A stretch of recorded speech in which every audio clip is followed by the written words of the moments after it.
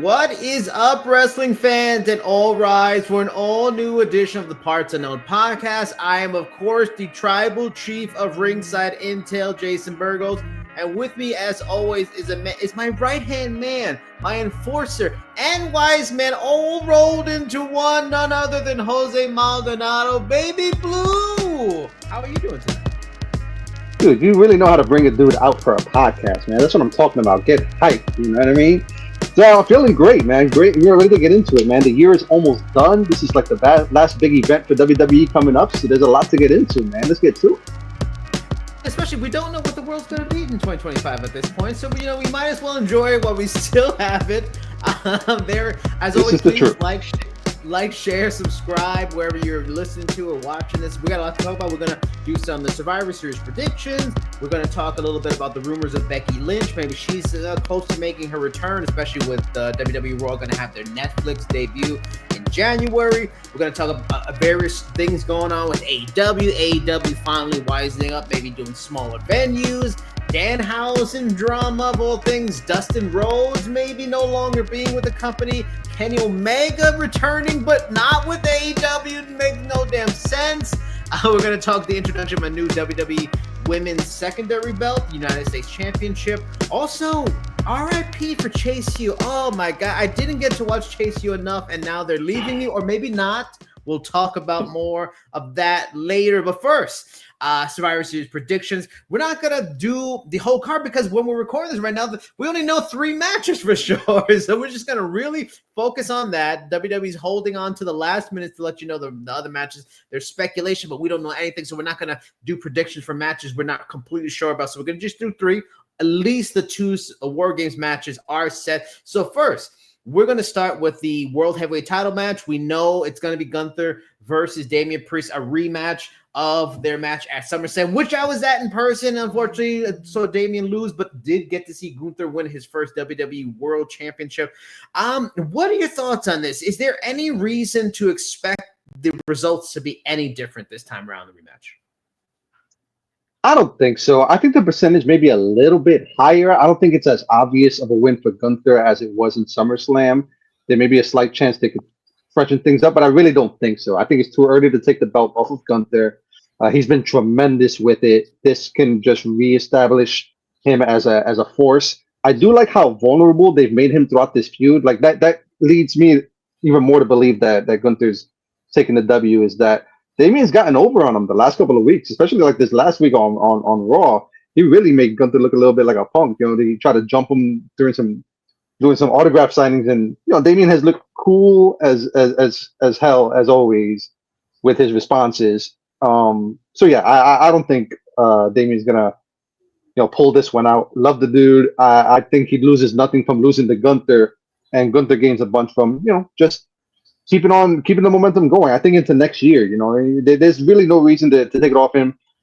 The Ludwig Kaiser stuff, even though it looks like he's moving on to like the IC title scene, has been interesting as well. But yeah, there may be a slightly bigger chance that Damian might pull something out here, but there's much more reasons to believe that Gunther retains and keeps the momentum going.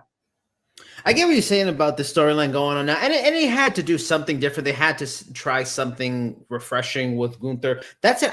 I'm not a big fan of it, only because I enjoy Gunther's work just because he really is a more of a throwback, which is very new for this age, and that he is this great, very confident bad guy for good reason, and he has this unshaken confidence, and I love that about him. He's not a guy that during the matches he's like pounding the mat, screaming when things doesn't go wrong. He just kind of gives it okay, and then he's just going to hit you with some nasty stuff, and I love that because it's so different than what we've seen for so long in WWE, and seeing him kind of scared and worried and unsure of himself is unsettling for me, and I don't love it. But again, we're not going to love every storyline, and something new needed to be done. And I think you nailed it in that it's really made Damian look strong, and that's a good thing.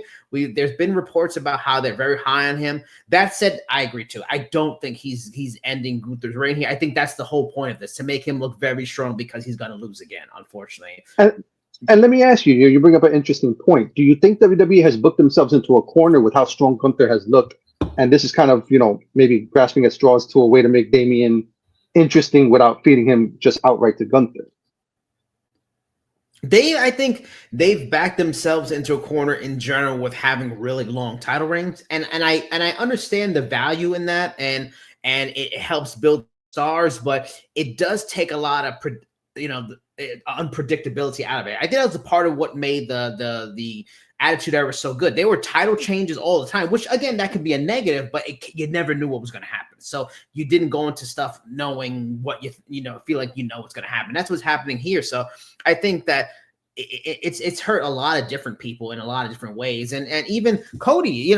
Stone Cold he did have some long reigns, but The Rock had many short reigns, and he's an icon. It just part of the chase is good. So knowing that, oh yeah, Cody's probably going to hold it for a year, Gunther's going to hold it for a year, like it takes a little bit of something out of it. I think that takes a little bit something out of this match, because in a different time, I can totally see Damian winning, because we know they're high on him. He is a top star. They should maximize the time they have with him, because he is, above 40. Taller guys, bigger guys, they get injuries, rack up real quick. We don't know how long he's going to be around, so they should maximize it. I just don't think that's going to happen, unfortunately, with this here. But yeah, I think Gunther's going to get this. I think he's going to win, and the goal is to make Damian look strong for the moment, and then do something refreshing with Gunther, and then to something bigger probably at Royal Rumble. Maybe it's John Cena, maybe it's CM Punk. But yeah, I don't know. But I would say, how do you feel? I don't think Gunther's going to hold the title until WrestleMania. I don't think they're going to do two champions holding the title to WrestleMania. I think he's going to lose at some point. Maybe it's now, maybe it's Royal Rumble. What do you think? Yeah, no, I think that's a good call. And I think you mentioned the candidate that's going to do it. I think it's going to be CM Punk. I think they might have even unknowingly teased it a little bit. I want to say during the conversation between Gunther and Ludwig Kaiser, I don't know if it was on purpose. I might be reading too much into this, but I'm pretty sure he dropped a lyric from Cult of Personality during that promo. It might have been like, "Look in my eyes," or it was something to that effect that just clicked CM Punk to me. So I'm wondering if they're laying some groundwork for that, and it would be, it would make all the sense in the world for Punk to be the guy to take the title off him, get his WrestleMania main event, and maybe go on to face Seth Rollins, whatever the case may be. But yeah, I think you're right. If they're gonna have Cody keep the belt to WrestleMania, there's really no reason for both of them to do it. And Gunther has had so much shine that if he loses it at a big event like the Royal Rumble, even under some mitigating circumstances, he doesn't really lose it. And it could add a lot of interest to the title scene. So yeah, I can see him doing that. Yeah, I agree. Moving on, we'll move on to the women's War Games match. It will be featuring Rhea Ripley, Bianca Belair, Jade Cargill, Naomi and Io Sky versus Liv Morgan, Raquel Rodriguez, Nia Jax, Tiffany Stratton, and Candice LeRae. This one doesn't have anywhere near the setup of the men's match, which has just so much history and long-term storytelling. It's hard to beat that. This feels almost like a classic War Game where it's kind of thrown together in unique alliances at the final weeks before. That said, this is a great group. This is a lot of talented female performers, a lot of great athletes. So there's a potential for this to be really good. And I thought last year the women's match was better than the men's match. So this could easily do the same thing and steal the show. Although the men's match is stacked, and I'd be shocked if it's not fantastic. That said, I feel like it's probably going to go to the faces here. We on the heel side, you got two women's champions. Both of them have had long reigns. Dominant. I can't see that continued dominance here, especially because Rhea has taken some fair losses. She got the injury. I just feel the women, the face women are gonna win this. The only reason I don't see that happening, and I think that hasn't been laid out yet, is sooner or later Jade and Bianca are gonna break up. That's gonna happen. Hopefully it's Jade that turns, or if Bianca goes heel, that wouldn't be bad either, because she was actually a very good heel when she was in NXT. But I don't think there's been enough signs of something like that happening, to be deployed in such a big moment. So I'm going to go with the good guy ladies here. How do you see this match going? Yeah, I think this is going to be a by the numbers match. I think the faces win. And to your point, this feels a little bit more thrown together. I think more than anything, this will be just a talent showcase. It's a way to get 10 very talented women on the card. Maybe the 10 best that they can showcase in this kind of match and let her rip, and you got, new wrinkles in there. You got Tiffany Stratton in there, who could be an X Factor. Totally expect her to shine at some point. Maybe we get a moonsault off the top rope, things of that nature. We got Io Sky, who love the trash can spots, and you're wondering what she's going to bring this time around. But Yeah, I don't think there's going to be too many surprises in this one. It's going to be a banger of a match, but I think the faces pull it out. I don't think they pull the trigger on Bianca and Jade yet, although that is going to happen at some point, probably closer Yeah. to Mania.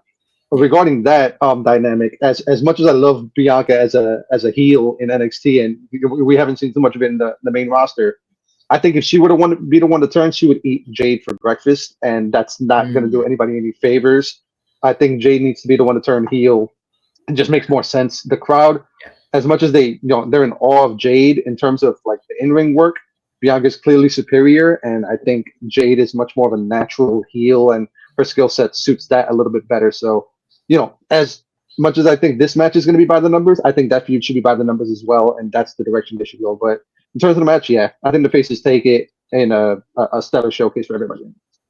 Now to the top match, the match we're most looking forward to. I think everybody's looking forward to, and it's been something that we've talked about for months. A lot of people have sensed it, and we're finally getting the OG bloodline together: Roman Reigns, the Usos, Sami Zayn, and a partner to be named later. It's going to be Seth Rollins. All signs point to Seth Rollins. That we would be shocked if it's not Seth Rollins, but maybe they have something else in store for us. Maybe it's The Rock or something like that. But against Solo Sikoa, Jacob Fatu, Tama Tonga Loa, and Bronson Reed. Which, man, I just love how this thing has been put together. The war game setup for a civil war between the bloodlines, a perfect way to go about this. And then in classic form, just like in the classics in WCW, the heel team just seems so formidable. You got this bloodline, this new version of bloodline who's been rolling. You got a Jacob Fatu who's a freak. Then you add Bronson Reed, who's been on a great roll, just a dominant force. And then you pair them up against a good guy team who's quarreling from within. It's unsure, like, how can they overcome these odds? It's such great storytelling. Then you add in the fact that, what's going on with how this bloodline is coming together and trying to get through their history and overcome it. Then you're adding the layer of Seth and Roman's history with the Shield and all the things they've gone to. It's just such fantastic storytelling. Props to everybody involved. And I honestly, I feel like this will be similar to the women's. I think the good guys are going to win here. I mean, maybe a little too predictable, but this is a feel good kind of moment because the good guys have been eating the proverbial S word for the last few weeks and taking it and losing and not going things going good. This is a time where Solo and the crew need to take a loss here. They've won multiple times, a big moment. So this is a big one right here. The only reason I don't see maybe the good guys winning is we get another layer added to The Rock and betraying Roman, because now all the signs are there. He's working again with Jay. That should be a no-no because how Jay has been. He's worked with Cody Rhodes. that's the guy who The Rock doesn't like. He worked with him recently. If he pairs up with Seth, another guy that fought The Rock at WrestleMania, there's reasons for The Rock to say, oh, this guy isn't the guy. Roman is the guy I used to know. So, a perfect time for betrayal. Gonna go with the good guys here. What do you see in this one? I'm gonna go for a big swing here. I got the heels here.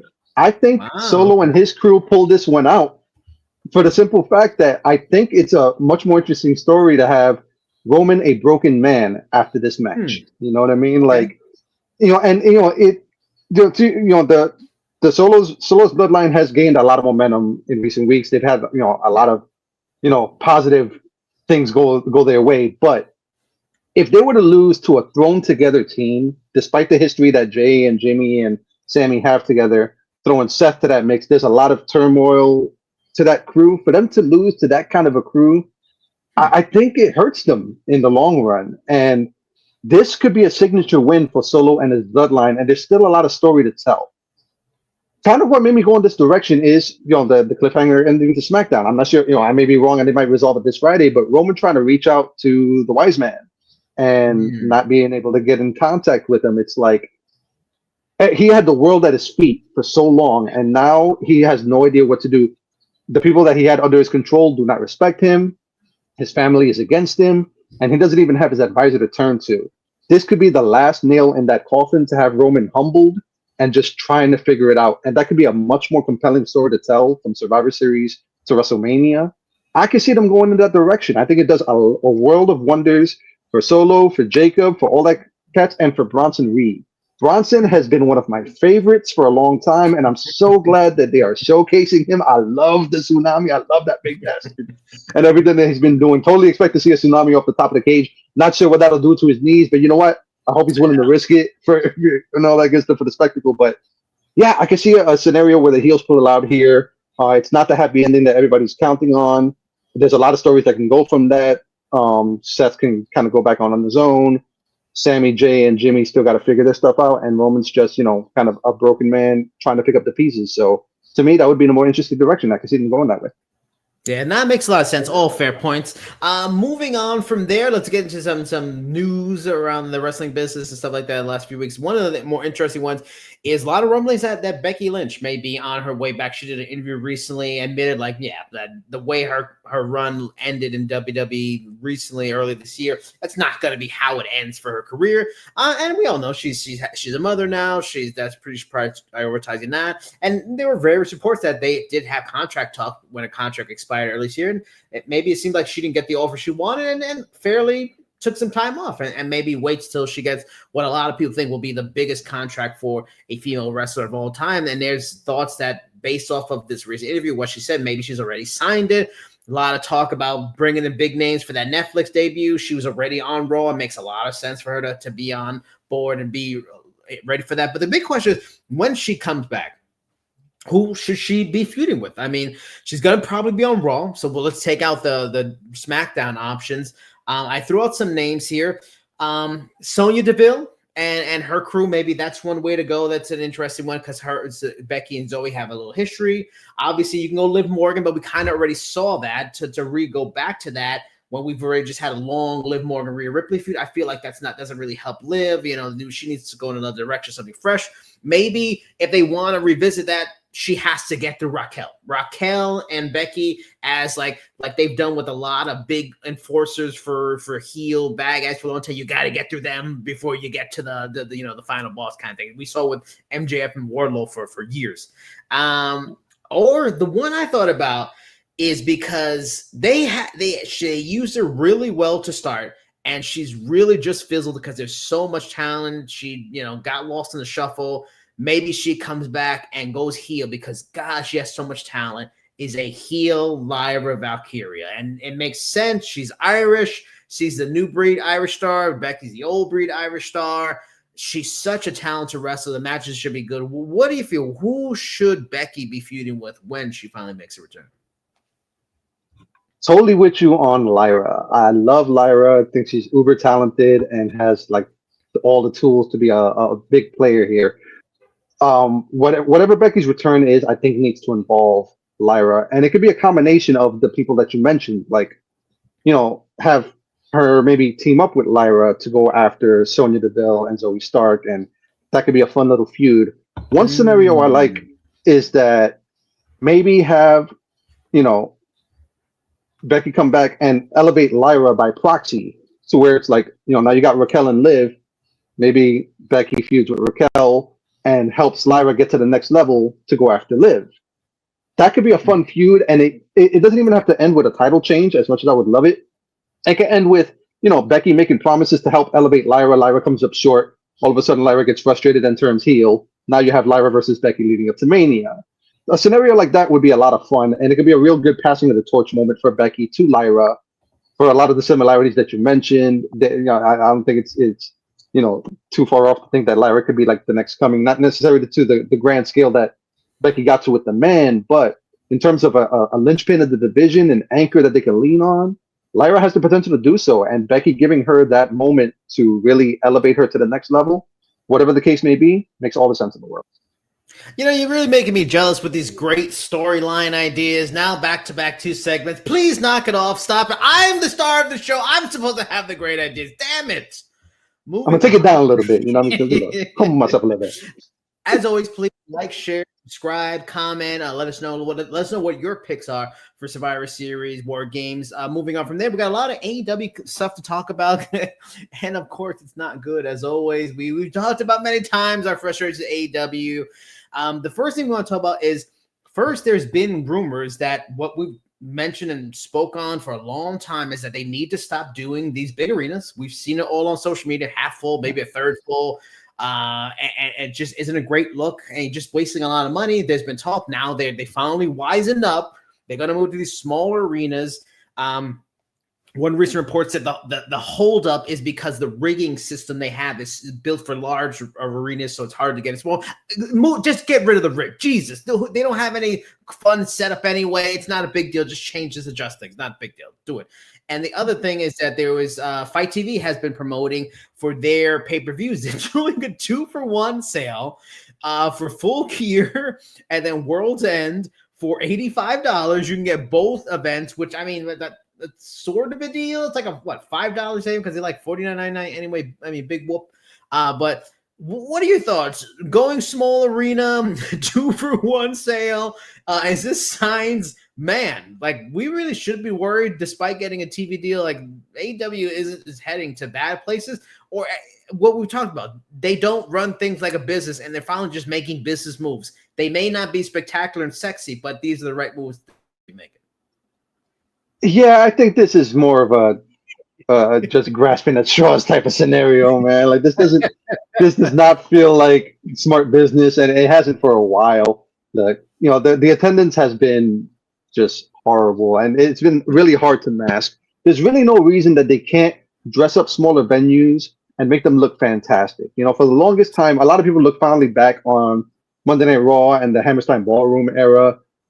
Interesting things like that. ECW at its peak was run out of the 2300 arena, and that was not the Palace by any means. You know what I mean? So it's like there's no reason that they can't take those smaller, intimate venues and make it a part of the show and make it exciting to them.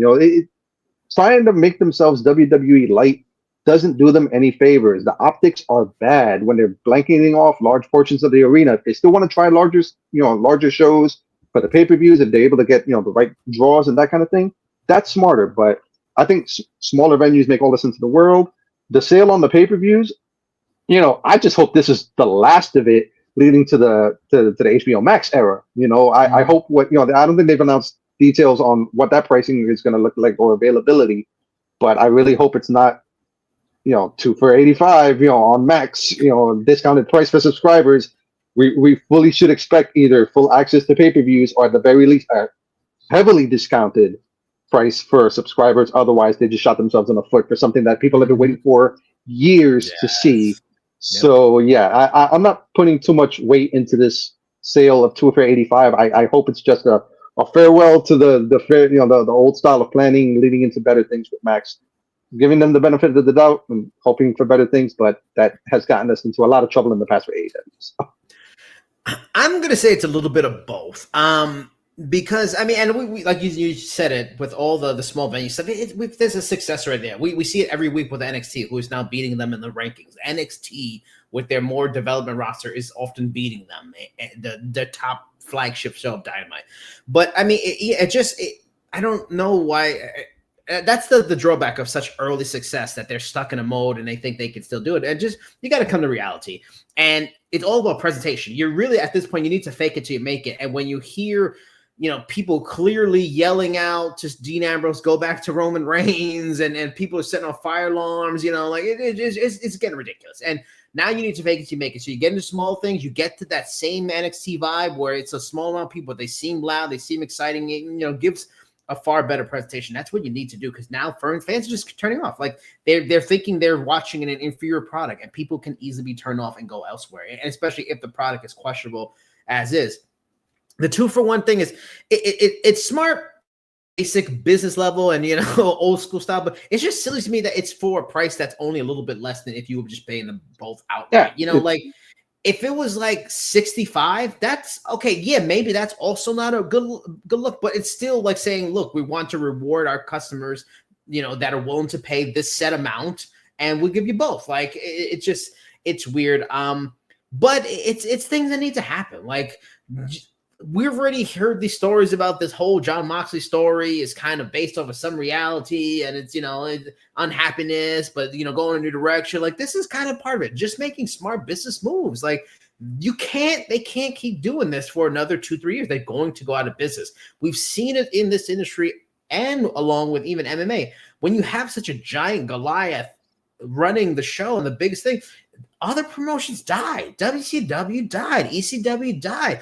Like, props to TNA. TNA deserves a lot of credit for lasting as long as they have. But even then, they rebranded and then unbranded. Like, Ring of Honor is hanging on by a thread. You got new promotion. Like, who knows if MLW or HOG or any of these, how much longer they'll last. Hopefully they last a long time. So it's hard to stay in business, especially when you're trying to, you're running, money, just wasting money. So, I think that I'm glad they did it, but it's just, hopefully it's they don't go out of business before they really realize like, oh, we should have did these things differently. But that said, more AEW talk this week. We covered on Ringside. There's been a little bit of drama with Danhausen where there's been a weird miscommunication. Well, great job, guys. Like, you can't even communicate with your roster to know what they really want. That they were under the impression supposedly that he wants to do indies and he was doing them, but really he'd rather be on the show instead of just sitting around doing indies for a year. But while contracted, his contract ends reportedly in the summer next year. They'd be smart. Just move on from him. You're not using him. Just move on. Save money. Move on from him. Also, Dustin Rhodes sent some weird kind of cryptic messages on X about thanking fans, and then also before that, posts about loyalty and keeping your team, your inner circle small, and all this kind of stuff. And there's been talk that his contract is up, so it seems like he's probably leaving the AEW. Firstly, is either of them leaving AEW a loss for the company on any level, or their roster is so bloated that their departure won't really be felt anyway? Yeah, I think it's more the latter. I don't think it'll be a big hit to AEW. There was good fanfare when Danhausen first debuted. He was kind of an indie darling and an internet kind of sensation, and they really didn't do a whole lot with him. A lot of factors go into play. Injuries and just creative differences, whatever the case may be. But I think the bigger loss might be Dustin, just for morale's sake. And apparently he has a big hand in training a lot of the backstage talent.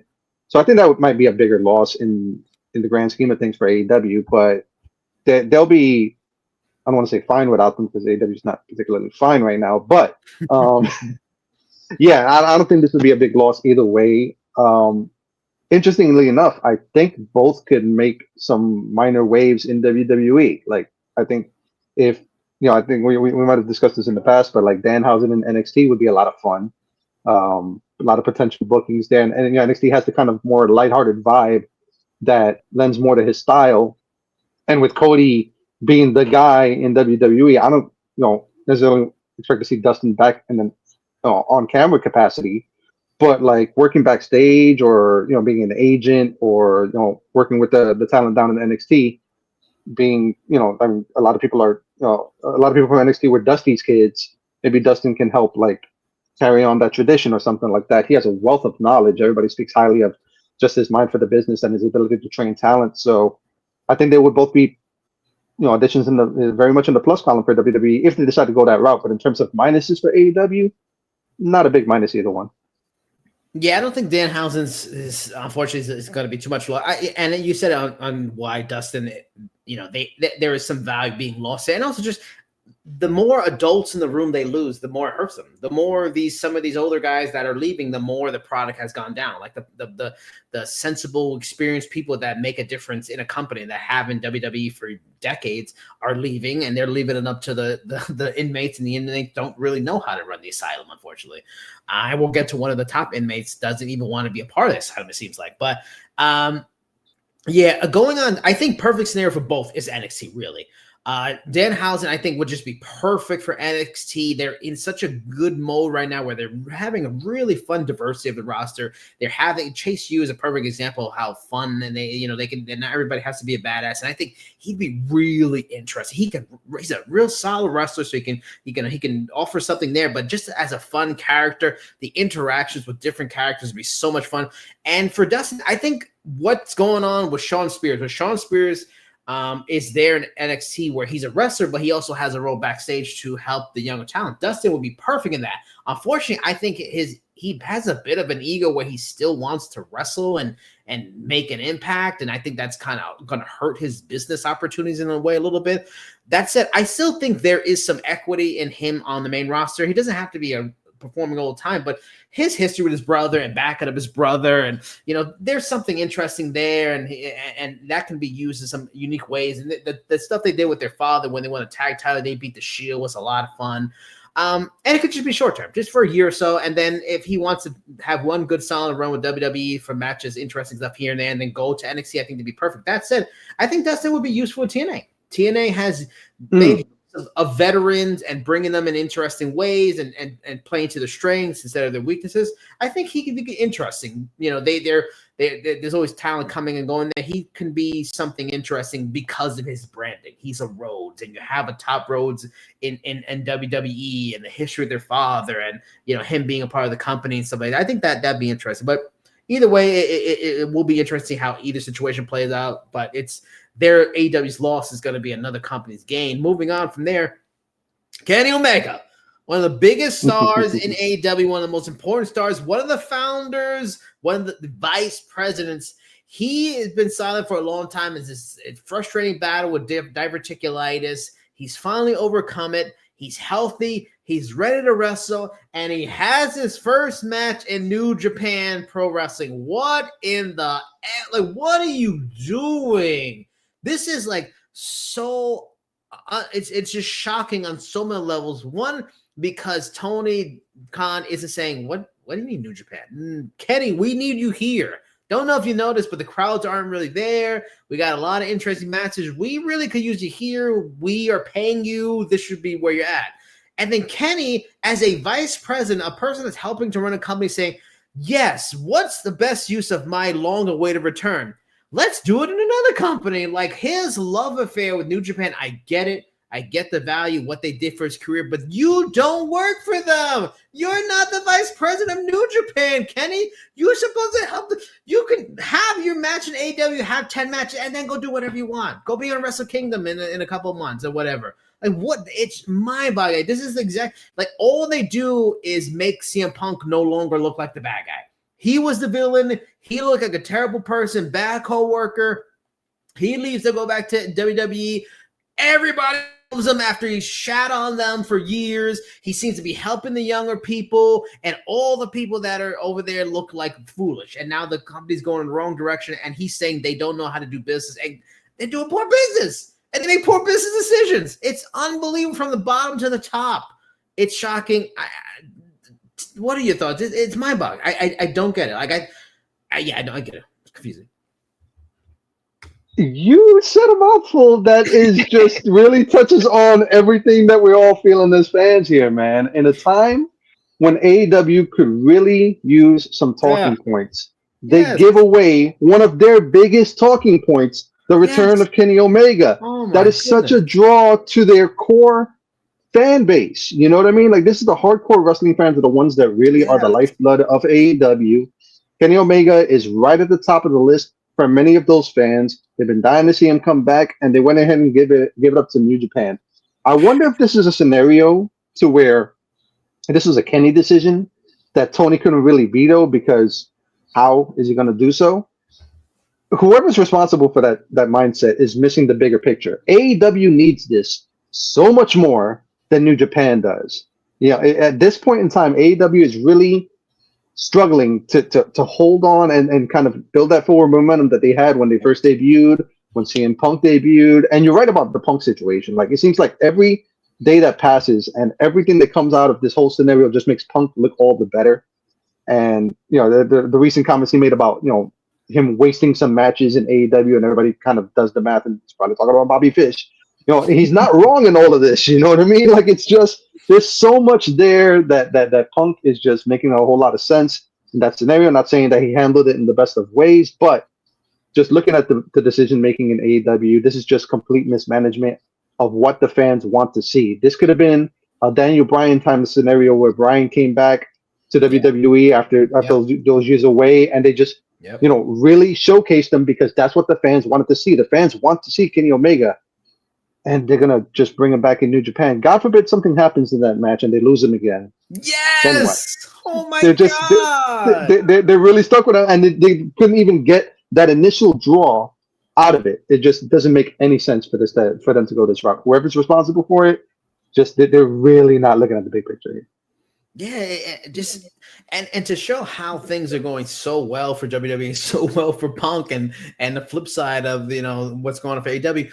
Like it was reported recently, Larry the Dog is a merchandise monster for WWE. Larry the Dog is outselling some other WWE stars for merchandise. Like even Larry the Dog has become gold for like it just you know what if he gets injured? Props to Larry getting that merch bump, man. Yeah, Larry. Get your money. Get that bag. But it's like, yeah, what if he gets hurt? Like you just wait, and I've complained many times about the AEW rinse repeat style of debuting or returns. Just gonna show up. He's just gonna show up here, and you never know. That's one time where just show up would work. We have this building story. If he just showed up, it would be fantastic. You probably don't need a big setup and vignettes and everything like that. But no, they even didn't waste it. And their audience, their core audience, like you said, their diehards, they're not dumb. They just saw him in New Japan. So they're like, oh, he's healthy. That's all right. That's cool. He's going to come back sometime, I guess. I mean, he works here, but he's kind of working over there now. Like, and you mentioned, like, I guess that it's a thing Tony couldn't veto. Why not? Tony could veto it by saying, I'm your boss. I'm the one that's paying the bills here. I'm the one that's financing this machine here. Like, it's not you, Kenny, and your money. It's my and daddy's billion that, he loaned me or whatever. It's shocking. It's just no adults in the room. Just no, balls to actually just make the hard decisions and make the hard choices. It's not easy being a boss, but you got to do it. And it's shocking. In the end, if you don't do business, you're not just going to lose money for yourself. You're losing a bunch of people that have jobs. You're going to cost them jobs because you're making silly decisions. But moving away from silly decisions to a very interesting decision, WWE, there's been rumors for a long time they were going to make a secondary women's title similar to what the men have with the IC titles, United States title. They finally pulled the trigger on that. They now have the United States title on Smackdown, the women's United States title. We can only imagine they're probably going to have a women's intercontinental title maybe at some point, or maybe not. Maybe it'll just be for both brands. But that said, did they make the right move? Was the right move because you have in other promotions, for example, AEW, you have the women's title, but you also have the TBS title. You have the TNT title. Should they have, I get it for their audience. They're trying to make it not dumb it down, but make it as easy as possible. We have a women's and men's WWE champion. We have a women's and men world heavyweight champion. Now we're going to have a women's and men United States Intercontinental champion. Was it the right move, or did it, lack a little sizzle? And maybe they should have went with something else, not Divas title, but European title, or international, something. Should they have done something and then just it's the women's version of this that the men already have? Yeah, I'm of the opinion of less is more as it relates to titles. I'm not a big fan of just throwing them around like candy and things like that. But that being said, they've had recent success with mid-card women's titles. The North American Championship in NXT has been, interesting since it's been introduced. You mentioned the TBS title, which nonsensically is on Mercedes, who they're pushing like the top champion right now, but I digress. So I'm probably in the minority here. It'll probably end up being a good move. I'm more of the opinion of I'd rather see an interesting mid-card story as opposed to a mid-card title. But this makes it a lot easier on them. It gives them something to chase, something a little more interesting for the mid-card women to do. I think we're both of the opinion that a lot of fans share that this initial champion needs to be Chelsea Green, which would be incredible and writes itself. And see, that would justify the belt right off the bat because she's been just hitting home runs left and right. And this making her the champion will make her so insufferable in the best of ways. I think all this would just hide under the ring for the duration of any show going forward to avoid having to confront her. But yeah, no, I mean, ultimately, I wouldn't have done it, but it's not a bad decision by any means. I think it could lead to some interesting things. It'll be fun come Mania time. It'll give the women more to do, which is always a plus, or more of a reason to showcase them. So, kudos to them. And in terms of it being the U.S. title, I guess it makes sense. A natural progression of the North American title in NXT, U.S. title on the big roster. I'm not mad at it. The title needs to be made for sure. It's only fair. The women's division is fantastic. It's as strong as it's ever been. Only getting better. I'll go in the other direction. I do feel they missed the boat. Like, as a person that's covered MMA, wrestling for a long time and see the growth of the female side of it and stuff like that, it is kind of lame where it's like, oh, it's the women's version of the men's title. you want something different. We've already got so much of that somewhere else. So I would have really liked to see them do something different. European title would have been a lot of fun just to bring back that because of the history, or TV title. Tiffany Stratton recently suggested the Netflix title. Okay, I get that. Ooh, That would have been interesting. But yeah, just something new, a different name would have been fun, just to make it a signature, unique, and just for the women's instead of just the women's version of this. So I think they missed the boat on that. They still have a chance. It doesn't have to be IC title; it could be something else. But yeah, and in terms of Chelsea Green, yeah, it has to be absolute Chelsea Green. The only drawback I think with Chelsea Green is what people have complained about a long time with Triple Booker. Man, we got a lot of bad guy champions. It's always been the thing since he's been in charge, and it continues to be a thing. There's so many of them. The only good guys right now are Cody and the Motor City Machine Guns. And Motor City Machine Guns haven't titled so quickly. It's already shocking. But I think that's like the only good guy champions right now. It's a little too much. Like there needs to be more balance. Well, to be fair, Cody is such a babyface that he counts for basically 3 babyface champions. Yeah. So maybe they're trying to balance it out that way. So yeah. All right, so moving on from there onto our last topic of the night, and that is rest in peace, Chase U. One of the more fun elements of NXT each week with Andre Chase leading it all, Bodie Hayward, Thea Hale, Duke Hudson, Riley Osborne, all been members at some point. And Andre Chase lost to Ridge Holland. He'll do a big job of trying to make Ridge Holland seem like a big monster in NXT, a big threat to it's got to be Trick Williams for sure and stuff like that. But man, like, what do you think's happening here? Is Chase U for real done? Are they gonna take this talent, go in a different direction? I can't see Andre Chase doing anything other than this. Or is this the classic setup? Yes, they're together no longer in NXT, but are they main roster bound? I love the more strange factions in NXT. I think that's one that can work compared to the mafioso mobster gimmick. I don't think that works at all on the main roster with those guys. What do you think's happened, Chase U? Are they done, or are they going to just be in the main roster? I think they're done, at least for now. I think they've gone as far as they can go in their original iteration. I'm with you. I love NXT, and I love how fun it is. This is where it feels like Chase U. Like it feels like college. I mean, and as it should. This is the next generation of talent. So this is a chance for them to figure out some characters and try some off-the-wall characters that wouldn't necessarily play, at least off the bat, on the main roster. And Chase U has been one of the great factions in the last few years. I love their energy. I love how original it is. You know what I mean? Like there's really nothing else like it. Like a literal, like it's a university within a university, into where a lot of these talents are kind of picking it up as it is. And especially with Thea Hale. I love Thea Hale's character throughout all of this.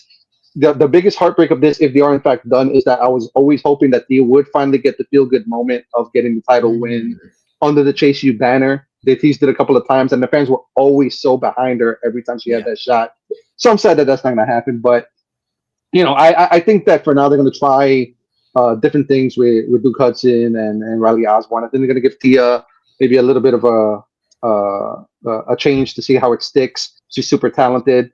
I think if anybody's going to hold on to it, is going to be Andre Chase. To your point, there's really not a whole lot else they can do. It maybe it could be a story of him just trying to get it back on his feet, not letting the spirit die, and maybe Chase U 2.0 can come back down the line with a new set, with a new class, and see how that goes or something like that. So, but I think for now, I think this is it for them. I think they might have stretched it as far as they can go and want to see what they can all do outside of the constraints of that gimmick. So we'll see how it pans out for all of them. Yeah, I think you're right. I think it probably is over. Just based on reactions at the end, if like that doesn't feel like it's everything where it's just going to be moved somewhere else, or it was made that they have to leave NXT, which is like Chase U is done. So yeah, it's a shame, but yeah, it has had a long run, and everything comes to an end, and there are a lot of times. Like I said, I kind of feel bad for Andre Chase. Like, where does he go? But that would be another great storyline and restarting it in a different way, different look and stuff like that. But yeah, either way, NXT has been really entertaining. It's fun, and they have a good mix of talent and the young talent, and then some of the veterans in it. Just a good show, a good solid show each week. It isn't perfect. It isn't the best wrestling show in the world, but it's got a lot of great elements of what makes it a good show, and they definitely elevated their game since being on CW Network, and they've got themselves to a point that you're curious on where stories go, and when they set things up, just like the main roster, they're setting things up and they're having interesting, unique storytelling, and giving these youngsters and these prospects great opportunities to learn in front of the camera. So definitely watch. If you're not watching NXT, it's worth to watch every week. I was a person that wasn't watching it really, just seeing things here and there, and I'm watching it every week. Even got the wife to watch it. She hated NXT. Now she watches it. How about that, man? But making converts of y'all. Yeah, big fan of Ethan Page for obvious reasons. So that is it for this episode of Parts Unknown. As always, please, wherever you're watching, listening, like, share, subscribe, comment. Let us know what you think about Survivor Series, all these AEW storylines and all that such. But for me, I'm Jason Burgos. He's Jose Maldonado. Until next time, everybody, bye-bye.